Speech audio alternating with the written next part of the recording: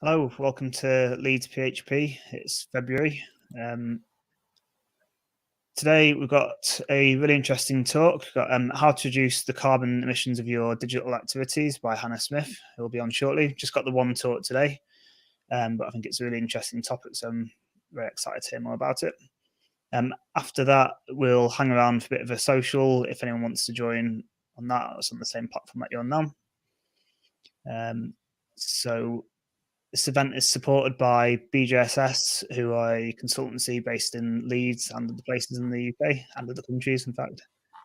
Searchability, who are a recruitment agency, and Bruntwood, who would usually provide us with a brilliant venue, and hopefully will again soon.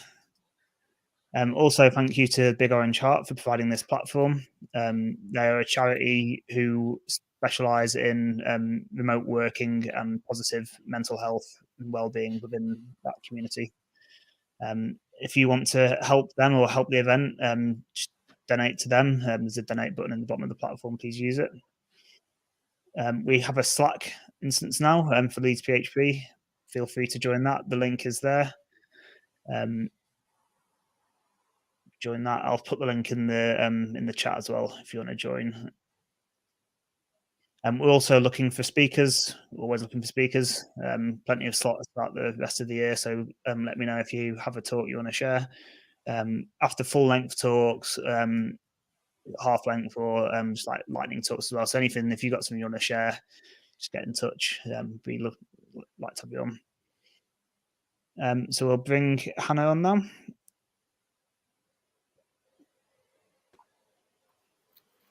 Hi. Hello again. Hello. Thank you for joining us today. Really, really awesome of you to have me along. As we were just talking about in the sort of intro bit, this is kind of an important topic. So it's really nice that you've made space and invited me along. Thank you. Yeah, it's really good to be able to have stuff like this on Leeds PHP, and it's good to hear more about it and to learn what we can do to help. I've been looking forward to this one for weeks. Thank you, Mark. Yeah, we arranged this quite a while back, didn't we? Way before Back Christmas. 2020. Oh, that year. Yes, last year. Yeah, we don't talk about that year. No, it's all just one big Thursday, isn't it? It certainly is. So we'll get on with the talk then if you're ready to start.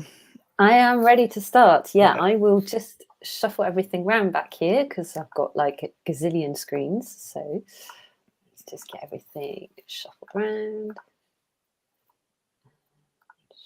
It's always the multi-monitor shuffle you have to do when you're doing something like this, Yeah. isn't it? And it's like, make sure I don't show the wrong screen with all my emails on or something. Not good. That one. I don't know who. There we go. Hey, we have some slides. Lovely. Awesome. Cool. Right. Right, I'm on. So let's get cracking. So evening, everyone. I hope you're all doing all right, as well as you can be. And brilliant that you've come along this evening. Thank you so much. I'm going to kind of spend the next sort of half an hour, 40 minutes or so talking about the environmental impact of digital technologies. It's a bit of a long, wordy title. So we'll just say environmental impact of digital technologies. So before I get talking, let me just tell you a little bit about me and who I am and why I'm talking to you about this topic tonight. So I'm a freelancer. I live in Bristol, actually, and I have a number of different skill sets. So my main skill set, my day job, is that I'm a WordPress developer. So I make custom themes for people and plugins and generally help them get WordPress do what they need to do. So yeah, PHP is very much the predominant language that I work in. I do a lot of front-end stuff as well.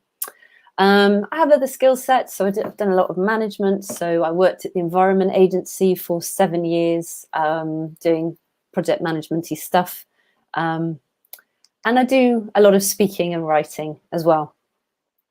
My side passion is very much talking to people about the impact of the environmental impact of technologies, because loads of people don't realize it's a thing. I'll talk a bit more about that in a bit. So aside from my day job, which is what earns me money, I also run a meetup called the Green Tech Southwest Meetup. So we're based down in Bristol, and we talk about all sorts of stuff, green tech. So whether that's the bad side of tech or the good side of tech, and how we can use tech to help solve climate change or reduce the impacts of climate change. And the other thing that I'm very involved with is a community group called Climate Action Tech. And actually, I'm running a project with them right now, and I'll talk to you a little bit about that at the end. So that's a little bit about me. So what am I going to cover? So this is what I'm going to talk about this evening. I'm going to talk about how digital technology can damage and impact the environment, and really going to look at that in sort of two lenses or two areas.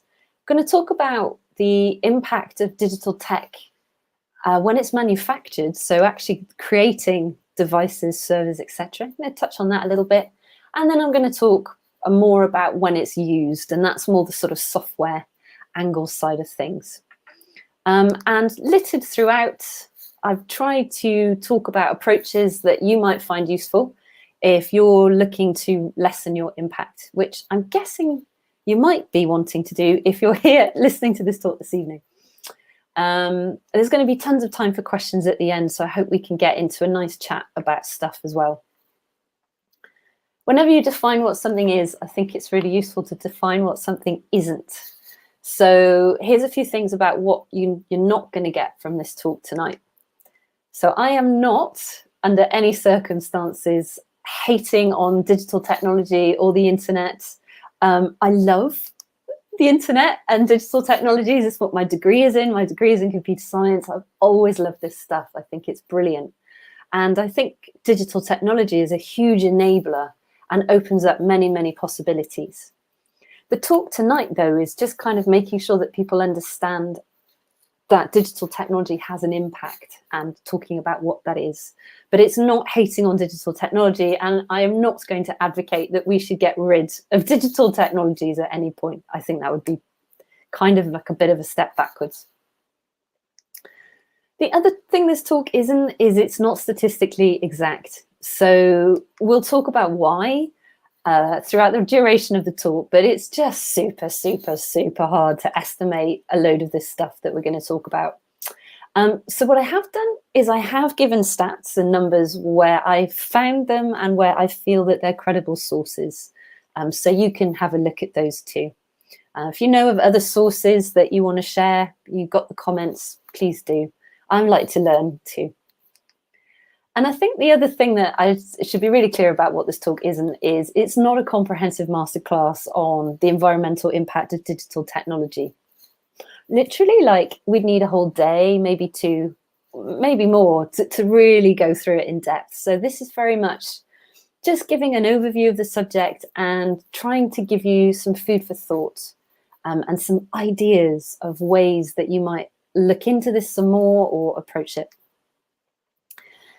And I guess the first thing I should say is, and we were just talking a little bit about this before the show started this evening, is being green is not always a goal within itself. And what I mean by that is that when you reduce the environmental impact of something or reduce the carbon emissions of something, you get all these tasty side benefits as well. So you'll often find that a greener digital service is cheaper to run, usually because it's leaner. It's often faster and speedier for the user. And you'll often find UX improvements as well, that things are easier to find. And you'll often find that services that have really considered their environmental impact will be considering usability and accessibility a lot as well.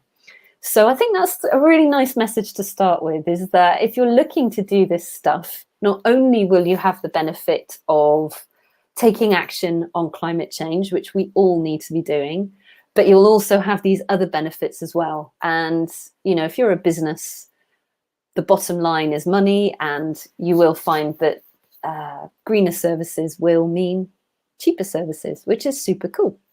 You might have a bit more of an upfront investment, but the long-term you'll find things a bit cheaper. So that's nice message to start with. Okay, so let's get into really understanding how digital technology can damage or impact the environment. And this is very much about trying to give you knowledge and raise your awareness about this subject, and in doing so, hopefully empower you to make a difference. I am not trying to shame anybody or make anybody feel guilty about things they maybe didn't know. Once you do know, then you can act, and that's really good. Okay, so let's talk about the emissions from ICT. So I use the term ICT, Information Communications Technology. It's what it's usually referred to in academic papers. And actually, it's a really nice short word that I can use on my slides. So if I say ICT, I'm generally meaning digital services. Okay, so in 2019, the world roughly emitted 43 gigatons of CO2. If you're wondering what a gigaton is a billion tons. So 43 gigatons across the whole world is a lot. It's a large, large number. Of that, ICT roughly, it's estimated roughly emitted 3.7% of that number. So that gives us about 1.6 gigatons of CO2 came from ICT or the internet. So if you're anything like me, you're like, okay, well, I'm sure that's a really big number, but can you put it into context, please? What does that actually mean? Well, this is a nice way of thinking about it. If you actually look at the carbon emissions by country and you look at what they're producing each year, the internet would slot in at around the 7th position if it were a country. I don't know about you, but I find that really useful statistic.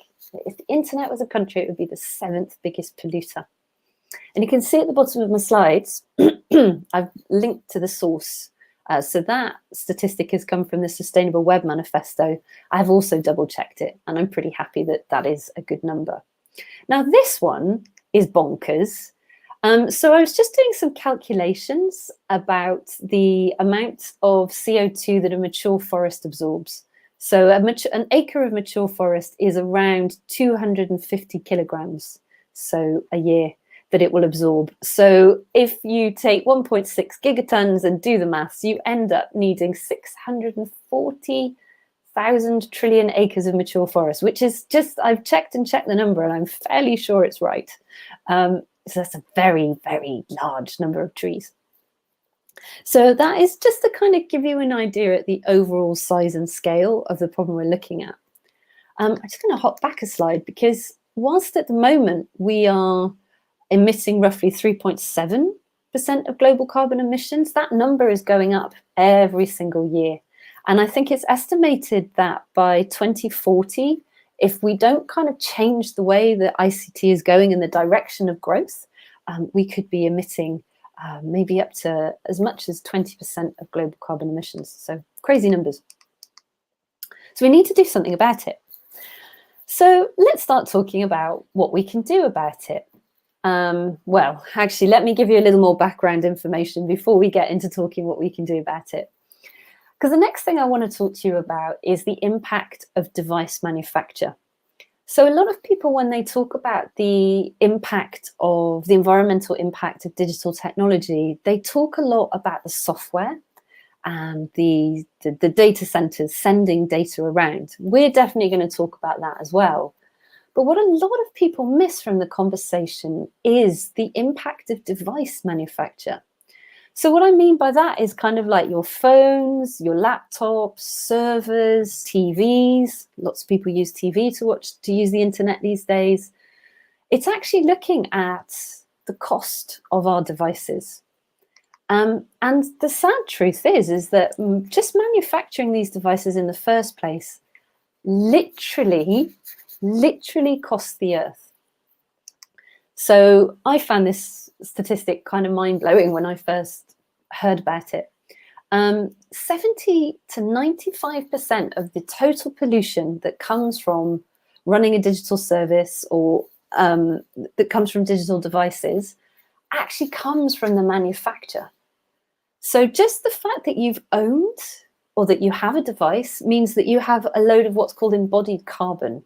So the amount of pollution and carbon that was released during the manufacture of the device. Your purchase of that device means that you're now responsible for that. And smartphones, which we often, I think, in society see as quite a disposable, quickly replaced commodity, are the worst. The other thing, certainly when we talk about phones and batteries increasingly in other sorts of things, these devices are all using rare, raw materials. I find that such a tongue twister to say. Give it a go. Rare, raw materials. Say it 3 times.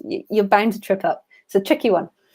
But anyway, devices will use these rare, raw materials. And I believe that 11 of the 12 rarest metals are found in our phones at the moment. And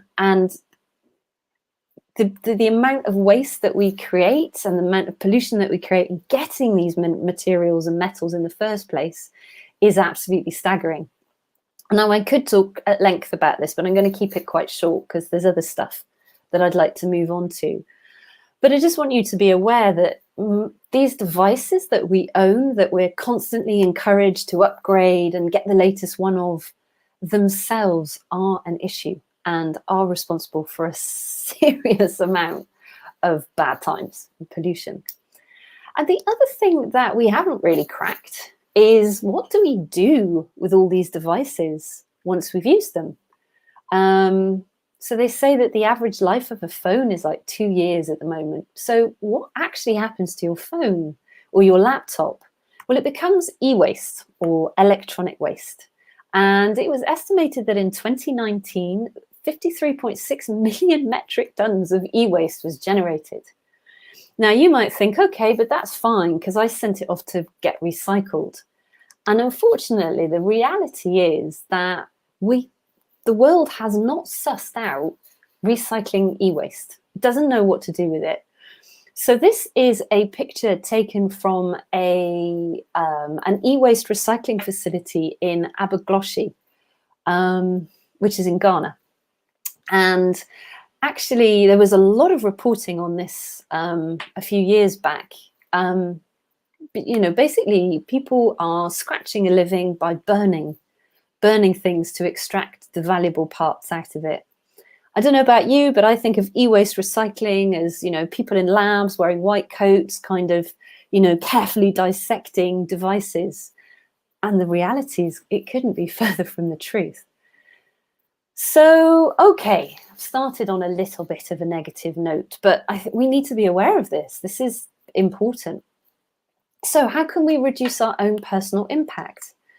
Well, I don't know about you, but Vodafone send me text messages all the time trying to encourage me to upgrade my phone. And ask yourself, you know, when you receive these messages, when you get these prompts from companies, do you really need the latest device? Do you actually need it? Is it going to significantly improve your life? Or is it just going to give you a little buzz because you've got something new and shiny? So ask yourself, do you really need to keep upgrading your device? Can you make what you've got stretch a bit further? Can you repair or upgrade a broken device? So one of my clients is called the Restart Project. So I help them with their WordPress sites. And they are just the best charity. They've been going since 2012 and they hold fixing parties where people get together in a room, a hall or an event, some sort of communal space, and help each other fix electronic devices. So, you know, they'll look at toasters and washing machines and laptops and phones. Obviously, getting together at the moment, not such a good idea, but they are running some online parties. So if you're interested in tinkering with electronics and this is something that interests you, definitely check them out. And another way that you can reduce your personal impact is to buy either a second-hand or an ethically made device. So second-hand devices you can get on eBay. There's all sorts of places you can get hold of a second-hand phone. And ethically made devices. So Ethical Consumer is an amazing website full of stuff about the impacts of device manufacture. And there's also a really interesting company called Fairphone, who I believe are Dutch, who make phones that are deliberately designed to be repairable and to be upgradable. Whereas a lot of the big tech companies deliberately do something called planned obsolescence, which is where you're actually encouraged to throw away your device. So definitely check out Fairphone. Also, if you folks are there and you're listening and you have comments, or you want to contribute ideas as to where you might get your secondhand electronics, or where, you know, how you handle this stuff, you know, please let's hear them. And if you've got any questions as well, really keen to hear them. I have a question for you. Does anybody know who Kate Rayworth is? I mean, you can't tell me because we're not in a room together. So I'm just going to assume that nobody knows. I really hope some of you do. If you do, tick, well done. Kate is the lady that invented an idea called donut economics. And she is very much one of the key thinkers around this concept of the circular economy. So the idea of the circular economy is that we never have waste products. Everything that is left over from creating something, or when something's finished being used, the idea is that everything can go back into the circle and be turned into something useful. And at the moment, tech is definitely not circular. We create a device, we build it, we use it, and then basically we're throwing it away, throwing it into the fire pit, which is not cool. So Kate is a very, very cool person. She's on Twitter, if any of you use Twitter. And, you know, she's a really great thinker. And her book's really, really good as well. It's called Donut Economics. Really worth looking into. So I really like this tweet from her. Actually, this was back in September, where she was sort of talking about Fairphone and saying how Fairphones they're really expensive. I looked into getting one and I was like, I'll hang on to my own phone a bit longer yet, but when I'm ready to buy, I'll be ready to purchase one of these. I think they pale in comparison to the price of an iPhone, that's for sure. But anyway, I really like this tweet from Kate. So I've talked a lot about sort of personal responsibility, but this is a really interesting company. So these guys, Sistor, are going to come and talk at Green Tech Southwest in April. And I really, really like what they're doing here, because they are supplying reused and remanufactured networking or IT equipment at scale. And they're a certified partner of Cisco. So I love their model because they are really helping big companies see that they can make a big impact by reusing, remanufacturing, repairing a networking equipment too. So super cool, really worth looking into. If you know of any other companies that are doing this sort of stuff, let me know, because I love to geek out on this stuff. I think it's really interesting. Okay, so that was a little bit about device manufacture. Now, I'm going to talk now for the rest of the talk is going to be very much focused on the impact of then actually using tech. So putting these devices that we have, that we know embodies an awful lot of pollution, what happens when we put those to use? And let's talk about the environmental impact of using that tech. Just going to take a quick drink. Okay. So let's start talking about electricity, because electricity is basically what we're thinking about when we're trying to reduce the emissions coming from using tech. So using digital services requires lots and lots and lots and lots of electricity. So at the moment, it's estimated to be about 3.6%. That was actually from a report that came out in 2018. So I think that number has risen quite a bit by now. It's a significant amount. A lot of our electricity is going towards powering tech. And that wouldn't be such an issue if creating energy or creating electricity was impact-free. But it is most certainly not impact-free at the moment. So this information comes from 2017. And this is from the IEA, which is the International Energy Association. And in 2017, they estimated that about 65% of the world's electricity came from fossil fuels. That has shrunk a little bit, But our demand for energy is growing. So even if the percentage has shrunk, the overall amount is still massive. So yeah, 65% of the world's electricity came from fossil fuels, 25% from renewables. So we're talking about solar, hydro, wind energy, of course, is a big one for us in the UK. And about, 10% came from nuclear.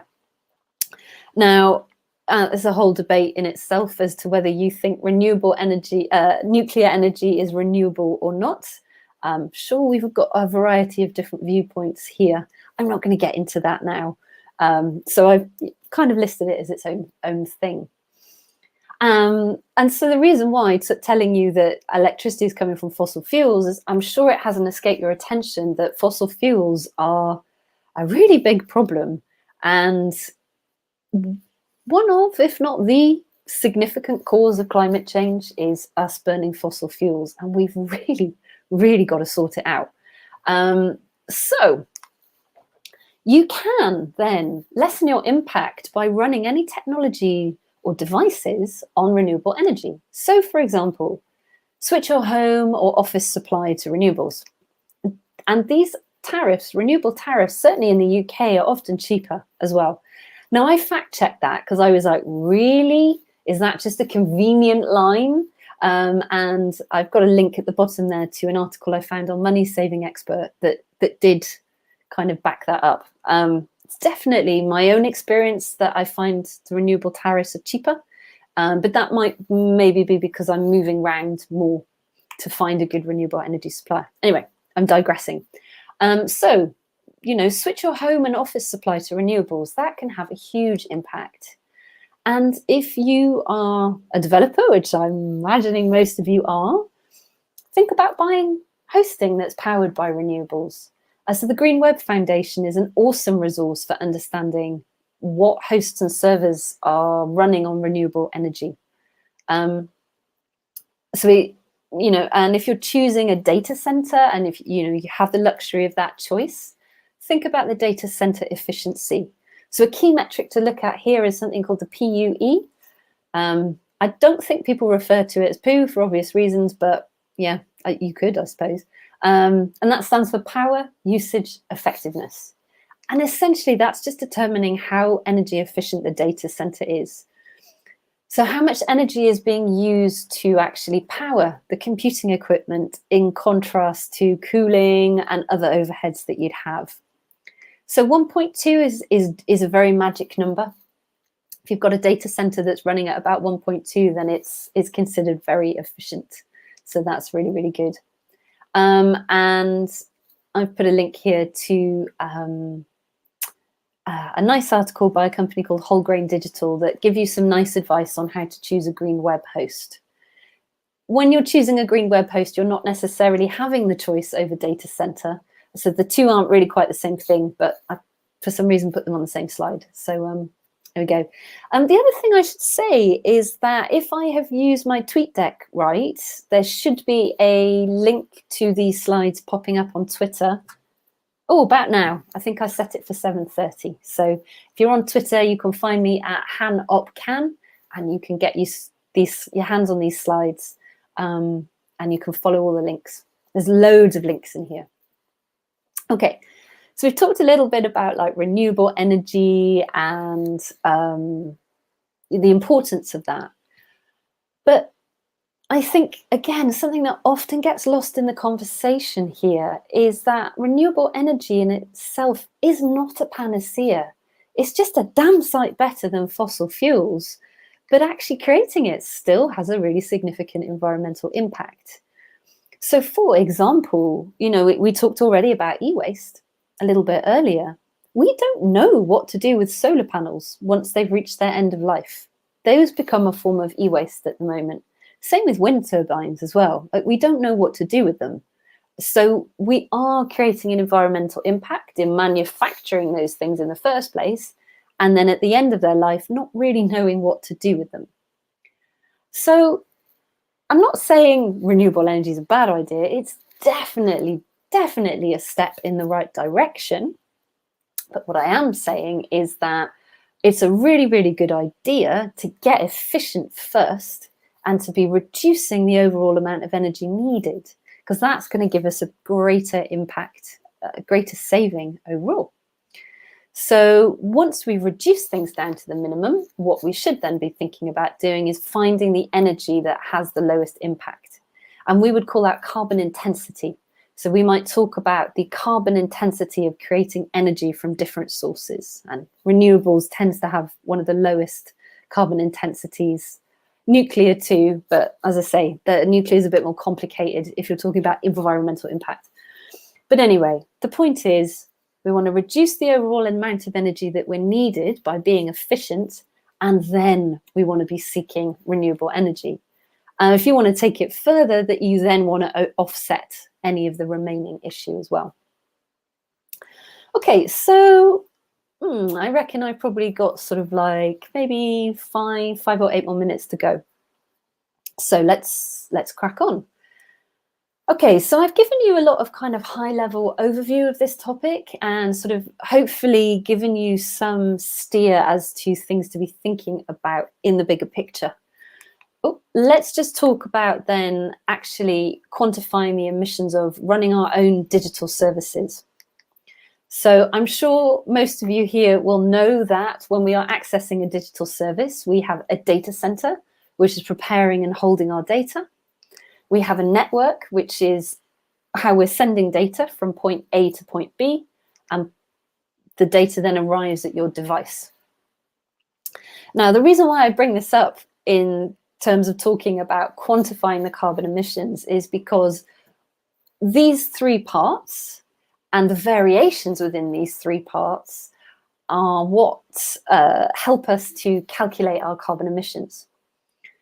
We already talked about data centers. I touched on that a little bit. And I said to you, well, you know, different data centers have different PUEs.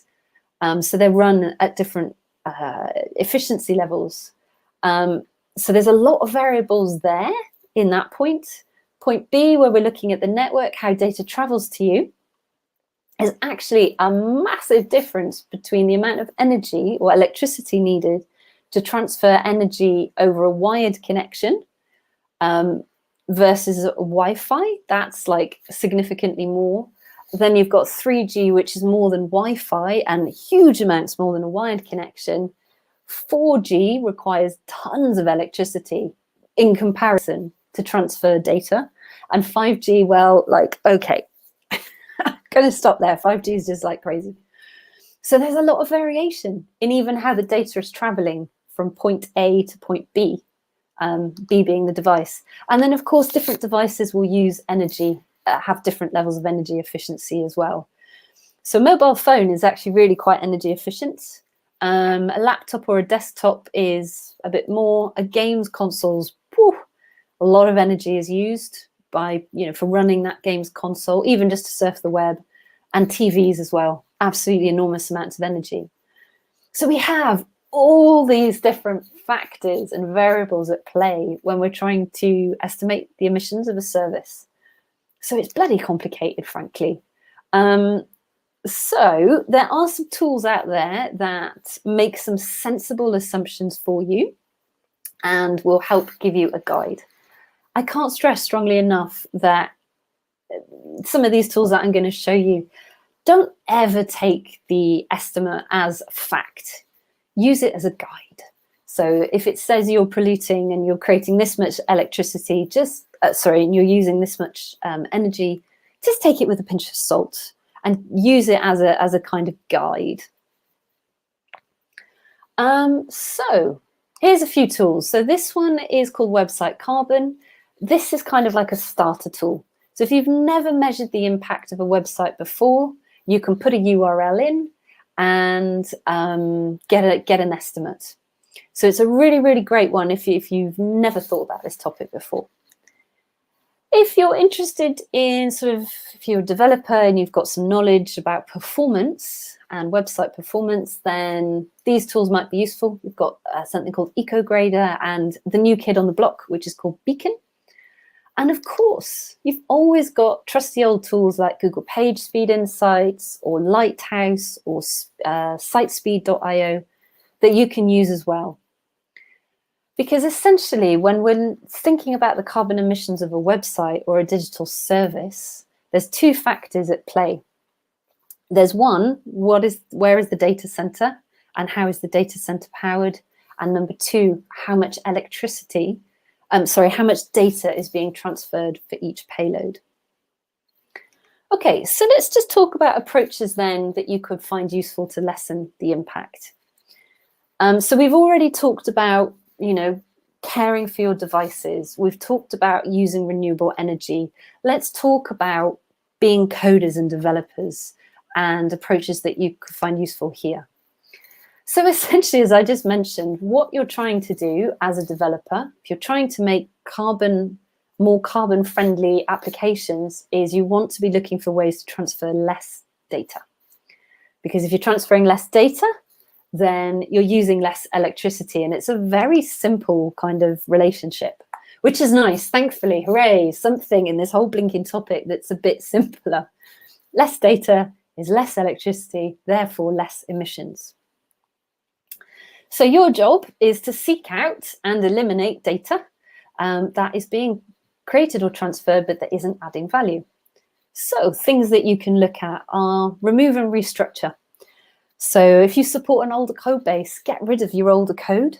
If you've been running a website for a long time, are there old articles, old images, things that you can move? Have you got, too much stuff going on? And just simplify it and reduce. Now, I know that's not very sexy because it's not really a coding problem. It's more of a kind of management organization problem. But it's actually really, really important. Clean up behind ourselves, which I think as a society, I might argue we've become pretty bad at doing. So step one, yes, remove and restructure. Step two, for really big impact, is look at your media. And so that's images and video. That's the majority of your file size, to be honest, is usually comes from media. So it's a really good place. Auto playing videos. Oh, damn. For the environment, they're like the worst thing ever. And big, full screen images, all this sort of stuff. So remove it where you can. And here's a geeky techie thing that you can have a look at is caching. Caching can make a huge, huge difference to a website or a digital service. So try and cache. I mean, I've said all the things a bit flippantly. You'll know, if you know anything about caching, you'll know that it's not always a good idea to literally cache everything, but you can make a big impact. And what that means is that your server isn't having to regenerate the information each time, and it can just send information out quicker, which is great, right? Because one of the things that we talked about at the beginning, one of the benefits was how having greener applications and greener websites and greener tech makes a better experience for the end user and is cheaper and quicker. So another thing to think about if you're a developer is thinking about reducing data demand. So I found this statistic mind-blowing when I first heard it. Businesses actually typically only analyze and use 10% of the data that they collect. So can wrapped up in that are things like analytics data, backups of things, old versions of things. So you can have a good clear out and do the planet a favor at the same time. There's a significant difference in the amount of energy it uses to save things locally instead of the cloud. So that's something to think about. If you need to save it to the cloud, save it to the cloud. But if you really don't and you're just being lazy, there is something you could do. And you can also reduce data demand by looking at your social media and streaming habits as well. So on social media, a lot of platforms these days have settings where you can say turn off the autoplay of video. That is like a really powerful thing you can do. If you're interested in this kind of topic, this is an awesome book by a chap called Jerry McGovern, who's a really lovely guy, and he really knows his stuff. So check that out, Worldwide Waste. Okay, so I think I was wrong when I said 5 to 8 minutes, because I'm still going, and that was 8 minutes ago. So I got a few more slides. Okay, so really the end, or kind of the take-home message here in this section is to really think about page weight. Okay, Q. Mark and Hugh are telling me not to worry about time, so I will not worry about time. Thank you, Mark and Hugh. Okay, so we really want to think about page weight, right? And this is the amount of data that is being sent and loaded for you to view each page. So I've talked about that a little bit already, a lot to do with images. So optimize, compress, and reduce as much as you can. So think about minifying those. If you use them, JavaScript and CSS files. Be interested to know how many of you build applications that are like static, so that your PHP is kind of ready, I suppose, what would we call it, rendered into HTML. Interested to know how many of you do that. It's not quite the same as page weight budget, actually, is it? But I am interested to know that, if any of you are sort of doing static site stuff. Anyway, consider a page weight budget. That's a really useful thing to do. And I love this data that's coming up next. I think this is really interesting. HTTP archive. Hopefully some of you have heard of it before. If you're a data nerd like me, you could spend literally days and days poking around the data that they've got within the HTTP archive. So this is data I pulled out. This is actually from September 2019. It probably needs refreshing by now, actually. It's a bit scary, isn't it, how quickly time's passing. So what this shows you is the median page weight. So for want of a better term, kind of like your average page weight for each page on desktop. And you can see here that in 2014, the page weight was 1,192 kilobytes, average page weight. So if someone was viewing a website page, that's roughly how much data would get sent. Skip forward to 2019, we're looking at, it's exploded to 1,939. So that's about 1.6 times bigger. Our page weight has just grown by that much, even in 5 years. I think it's nuts. And on mobile, yeah, that's right, you can see that. And then on mobile, it's nearly 2.5 times bigger. So actually the mobile experience page weight is nearly the same as desktop, which is mad. So if you're, setting a page weight budget for a website, 2 meg is about the median number. So if you're managing to get your pages loading in less than 2 meg, well done, you're better than average. If you're getting it under 1 meg, then you're really, really doing a great job. So that's a good number to aim for. I had a load of stuff about like analytics programs and things that you could use to help you measure some of this stuff, but I took it out because of time. So if you've got any questions around that, I'm really happy to sort of talk about it. Okay, nearly there. So if you're really into this topic and you're really thinking about sort of applications rather than websites, so, more full-bodied stuff, definitely check out the Sustainable Software Engineering Principles, SSE. And this website, principles.green, has a lovely, lovely summary of those, and that's really, really interesting. So take a look at that, have a read. It talks a lot about the sort of stuff that I've talked about, but goes a lot more into depth into thinking about the carbon intensity of your energy and thinking about timing things so that they're happening at when there's less carbon intensity on the grid. It's really, really interesting stuff, and it's definitely a growing movement of thought, which is really cool to see. Okay, and so I don't know if we have any designers in the room. I kind of assumed not, seeing as I figured this was a PHP meeting, so most people are back-end devs. But design does play a massive role in this, and I couldn't do this talk without at least touching on that or mentioning it. So designers, UX designers, allow your users to complete their goal quickly. If a user can complete their goal quickly, they don't have to click around to find what they're looking for. And the clicking around will load pages unnecessarily. And there's a whole school of thought around this called sustainable UX, which is really interesting and worth a look at. and a great book called Designing for Sustainability. Now, this was written in 2016.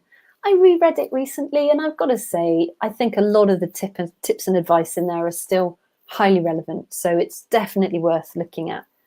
Note that it talks about designing for sustainability, which is much, much, much broader than just thinking about carbon emissions. So designing for sustainability really encourages you to take the long-term view of stuff. Okay, and then last but not least, I wanted just to tell you about a little campaign that I've got running at the moment called Let's Green the Web. So a lot of the resources and things that I have signposted to you this evening have come from a community called Climate Action Tech, climateaction.tech. I mentioned them right at the very start. That's a kind of community of people who are looking to use technology to take action on climate change.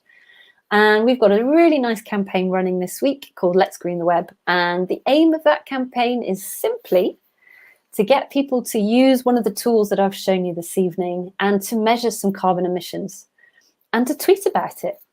Because so many people in this industry don't know that websites have a carbon emission associated with them. There's this conception that the cloud, everything is floating around in cloud and it's lovely and fluffy and doesn't hurt anyone. And really what it's floating around in is a big, horrible diesel petrol cloud. So if you're into using Twitter, you can check out our hashtag Let's Green the Web. Been a busy week. But it's been really interesting to get people involved and to get people talking about the carbon emissions of websites. So I invite you all to get involved and join in. Okay, so wrapping up. To summarize all of that, which I feel like was a lot of information, and I hope you found it useful. So I'm really sorry, but digital technology is a significant cause of environmental impact. I still think that the benefits we get from tech outweigh the impact. But the thing that kind of breaks my heart, or the thing that I really want to see changing, is how wasteful we are around our use of digital tech. And I strongly believe it's just simply because we don't know. And if we knew, I think we'd be better. So yeah, something to think about there. And we can already make an enormous difference today. I believe that we actually have all the solutions for climate change that we need. The problem that we have is convincing people to change their ways. And I'm hoping that this talk this evening might have convinced a few of you, perhaps to think differently about what you're doing and how you're using tech. And hopefully might encourage a few of you to talk to others, either to other tech companies or to your friends or to your colleagues. So think about using devices that are already out there. Purchasing renewable energy, really cutting and stripping back any data that we don't need.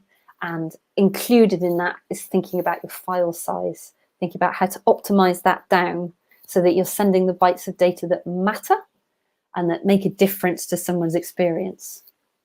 And yeah, let's educate ourselves and get asking questions.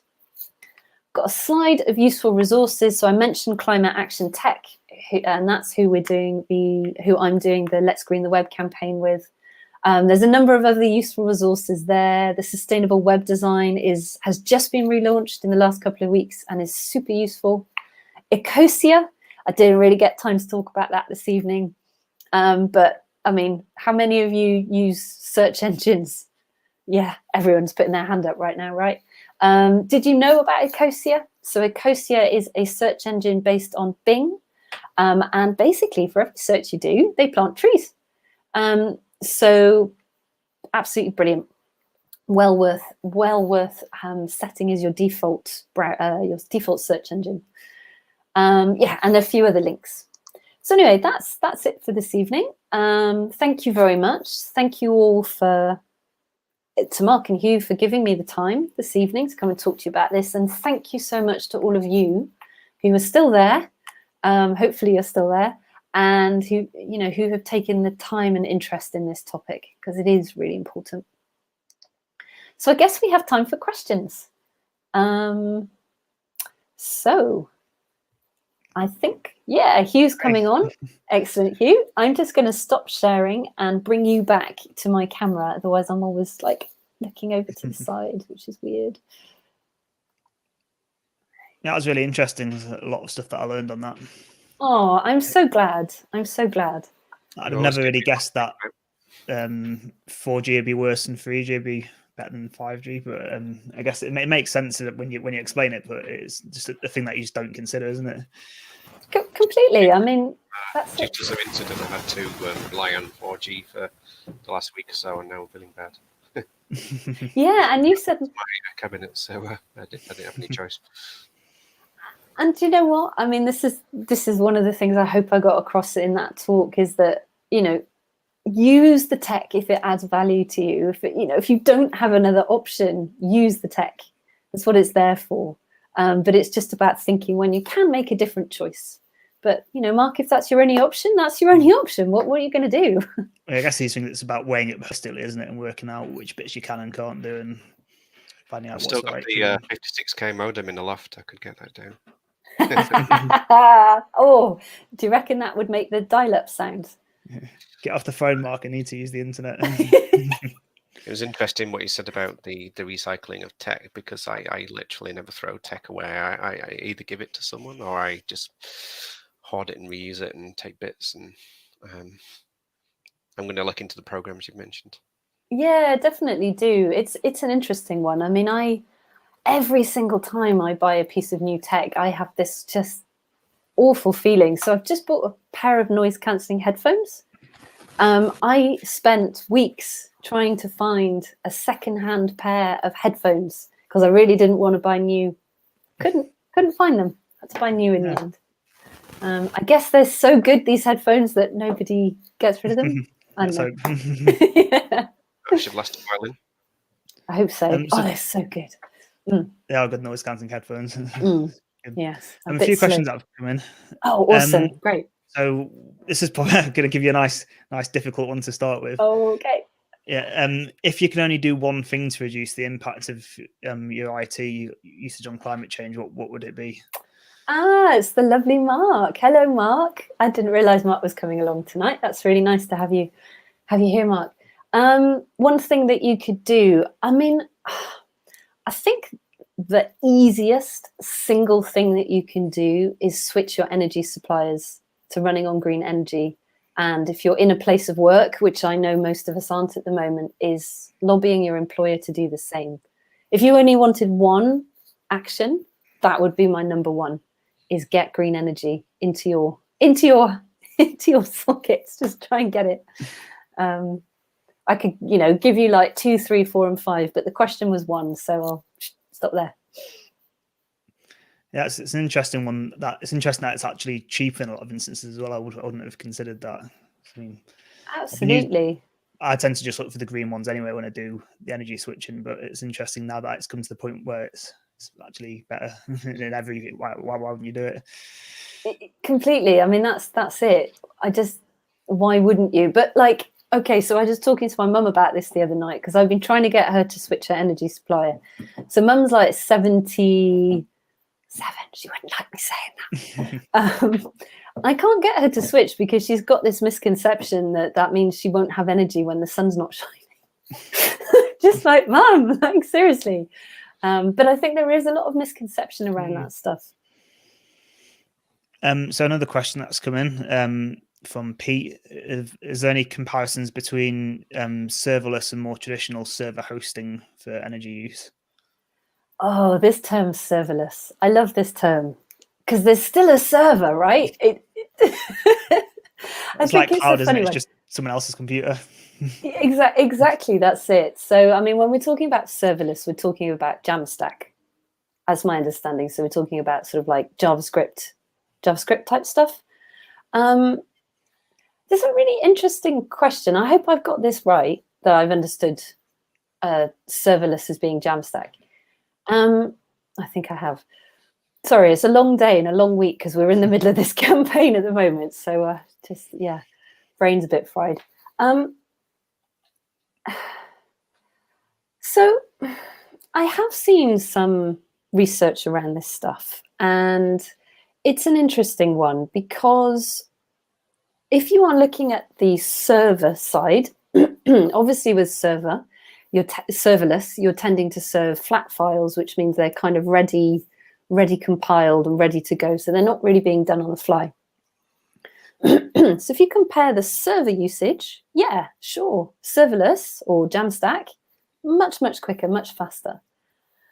But actually, if you then start looking at the device and the device that the electricity that the device is using to run and power and to sort of process the JavaScript, then that's actually significantly more. So it's an interesting one. The general feeling, I think, among the green tech community is that there's pros and cons to either. And there'll be some circumstances in which serverless is the right option and sometimes in which it's not. Serverless, if we're talking about sort of flat files, CDNs, stuff like that, yeah, is generally going to be a little bit better. There's lots of research and lots of chat around that at the moment. That was a long answer. I hope that made sense. I'd imagine as well it's around questions probably around like the Lambda functions as well. That's in AWS. Yeah. But I'd imagine that would be similar to running your own application in AWS, because it's still, at the end of the day, running on their servers. But yeah, I don't know. Yeah. I've never read up on enough detail of how Lambda works. I would imagine it's spinning up containers, then running the thing in the container and dying, but I've not done the research, so I can't back that up. Yeah, I think there's different implementations. Some of it's Docker containers, some of it's other things. Question from Mark around, do you know if there's any research around AWS sustainability efforts, given that they're one of the most popular hosting providers? Yeah, interesting. So the big tech companies like AWS, like Google, like Microsoft are actually the world's biggest purchasers of renewable energy. And AWS isn't the best of the big tech companies, but it is doing quite a lot in this realm. So where's that question gone? Yeah, so AWS are like, okay, there's worse options. If I recall rightly now, with AWS, I think that they purchase a lot of offsets for their electricity. So rather than actually buying it from renewable energy sources, what they're doing is buying offsets to help kind of make the energy seem green, even though it's not always green. AWS are okay. What's really interesting, and I really wished that the various companies had put their marketing information about this, because I really wanted to share this with you tonight. So there's a company in America called ThoughtWorks. Don't know if any of you have heard of it. They're like a big sort of software consultancy thing. They are on the brink. Oh, you have heard of them? Cool. I've heard of them. All right, cool. So they are on the brink of releasing an open source software kit that you can use to assess the carbon emissions of your public cloud instances. So like AWS, EC, what is it? EC servers? I think that's what it's called. EC compute, all that stuff. EC2. Thank you. Yes, all that stuff. But so I've been talking with the people who are doing that, but they haven't got their marketing information out yet, so I couldn't share it with you. I thought this community would be really interested in something like that. So watch this space. Yeah, I'll definitely give that a go when I can. I've also seen something. Sorry, Mark, go on. The reason why I brought AWS is they've got a big page on the site, and they say that they're committed to running the business in the most environmentally friendly way and achieving 100% renewable energy usage for the global infrastructure. I just wondered how truthful it was and if you knew anything. Yeah, so I wouldn't go as far as to say it was greenwashing. So anybody that's not familiar with that term, greenwashing is basically when you make up how wonderfully environmental you are when actually it's complete rubbish. So I don't think AWS are completely greenwashing, and I do know that it is because of the efforts from these big tech companies that we've seen such an explosion of renewable energy, because it is coming from them. I reckon I give them 6 out of 10. They could definitely do more. So if anyone else has any more questions, stick them in the chat and we'll ask them. In the meantime, perhaps you could explain, you mentioned that AWS do a lot of carbon offsetting. Perhaps you could explain what that means. Oh, yes, of course. Sorry, I forget that I'm so familiar with these terms. So carbon offsetting is basically when you pay somebody else to not emit carbon on your behalf, or you pay somebody else to run a program which will reduce carbon emissions in other places. So a really great example of that is planting trees. So if you were to carbon offset, what you might do is carry on your operations exactly as they are now. So polluting away, doing whatever you want, la-di-da.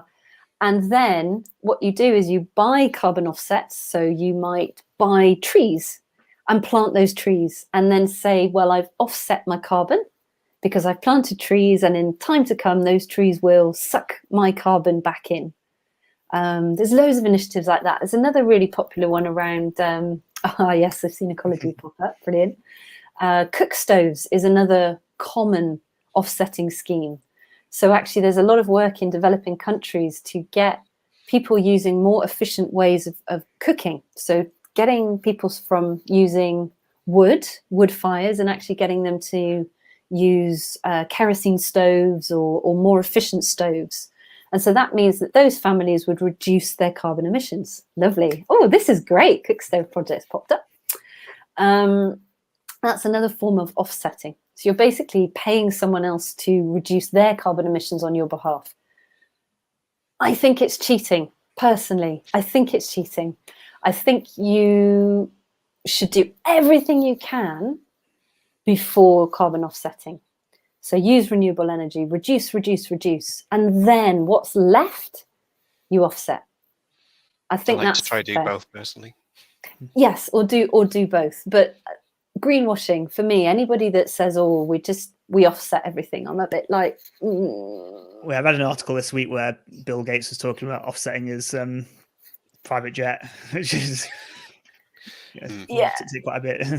I just think, Bill, don't fly, mate. Just don't fly as much. That would be way better. Travel by dolphin. Yes. Travel by dolphin or large albatross or something. Yes. I actually use ecology myself, and these days, instead of people giving you like Christmas cards or birthday presents or whatever, I basically just say, buy me a tree. Yes. We do the same. So for Green Tech Southwest, we have an ecology account. And after each of our events, we say to people, if you enjoyed today's event and you want to show your appreciation, plant us some trees. We do the same. So yeah, we've become we offset the emissions from our meetup. You could argue that maybe we shouldn't have the meetup in the first place. That might be better, but yeah. Something interesting regarding web design. Basically, I've been around a while, and I grew up in the start of the web around 1998 kind of time. And the way I was taught to do web design was you optimize the hell out of everything. Basically, you make the images as small as possible and make everything efficient. I can't relate to not doing that these days. So it's down to people are creating such large websites, especially. I bet back then, if you thought the average page would be over 2 megabytes, then you'd have probably. Everyone's using 56k modems and whatnot. Well, that's it, Mark. That's a really, really good point. So, I mean, one of the other things I do is I teach on a coding bootcamp. So I teach absolute beginners how to code. So I teach the tooling week. So I teach like Git and Gulp and stuff. But, a lot of the people are way younger, 20 years younger than me, maybe 10 years younger than me. And they didn't grow up knowing what it was like to have that bloody modem beeping in your images, loading line by line. And these days, mobile phone packages, I don't know about you, I don't really think about my data usage on my phone anymore. I used to. Well, I remember downloading an MP3 file and it taking like 40 minutes over dial-up. Just don't have to worry about that now, do you? That's it. It's amazing progress. I've been actually monitoring my data usage recently because I've had to use mobile data for a while, and I was astounded just how much new gadgets, like I've got the Oculus Rift, the VR headset, and it used like 8 gigabytes of data in a day. I'm like, how did you use that much? It's like streaming all the high quality VR content. Amazing. That's so cool. I love that you're measuring your data usage. I've been trying to figure out how to do that at home, but I'm with Virgin Media, and I haven't really found that they've got the data. I did see a thing. I think they have started to send out usage stats, Virgin Media, because I got an email from them a while ago with a similar thing. I was able to see how much data had used over, I can't remember what period it was, but that was quite interesting to see. So I'd looked for it before as well and couldn't find it, so maybe they have it now. Yeah, it's been a while since I looked. Yeah, it's a feature I have on my router. I just bought one. You can basically put a SIM card in it, and it can also use a DSL connection, and it'll auto fail over. So I bought it so I could have both. Like my broadband's broken, so I'm using 4G, and it's like a backup. But one of the features is like a traffic monitor, and I can see all the data going through and what every single device in my house is using. So I can tell, for example, the Skybox is a massive data hog. Mark, do you have a blog? Do you ever write blogs? No. Oh, okay. That's a shame, because that I know I would love to know that information. Maybe I'll start. Yeah, we can send it to generated. Me. Yeah. I actually changed the settings on my Sky because you could change the download quality and the fact that it prefetched things and stuff like that, and I found that really lowered the data usage. So it's making it more efficient from analyzing. You can turn off on things like Netflix as well. You can turn off the if you have it where you scroll around, it starts playing things straight away all the time, and it's really annoying. But also you use quite a bit of data, so it's a huge amount. Yeah. A huge amount. I did a massive dance when Netflix released that feature, because it was only last year, I think, or maybe the year before. It was recent. And you couldn't just wait before you wanted to watch them as well, because just start playing things instantly. Yeah, it's impossible to use.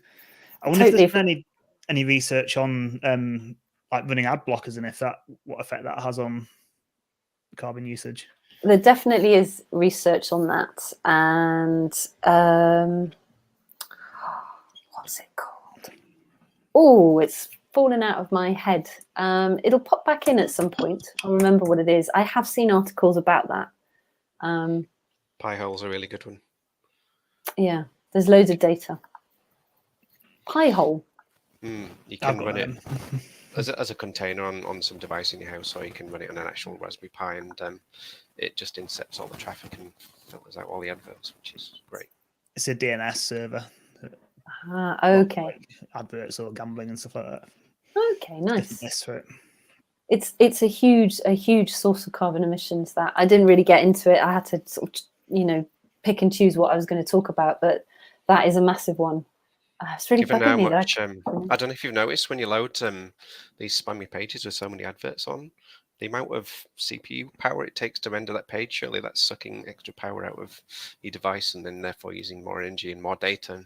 So blocking them all is just so more efficient, even though advertising companies won't like that. And I guess blocking it at DNS level as well with a Pi-hole will be better than blocking it at just taking the elements out of your browser. Yeah, interesting. I've never heard of Pi-hole before. This is why I love coming to do these talks and the chat afterwards. I always learn really interesting new things. So that was a good one. Yeah. We haven't had any more questions, so I think we can probably call it a day there, but we can pop over to the social if anyone else wants to join in the conversation a bit. But thanks for speaking, Hannah. It's been really interesting. Definitely learned a lot from that. Oh, I'm really glad that you did, and thank you for having me. And Mark, thank you for reaching out all that time ago and saying, hey, you should come and talk, because it's been really great. Thank you. Always a pleasure. And you've reminded me to come check out your meetup. Yeah, everyone's welcome. Even though I know we say Southwest, everything's online, right? So you can come from anywhere. We've got some really good speakers, actually. We had Jerry speak, Jerry McGovern, which was really cool. And yeah, interesting stuff coming up. Great. Thank you then. We'll say goodbye then. Cool. All right. Cheers, guys. Okay.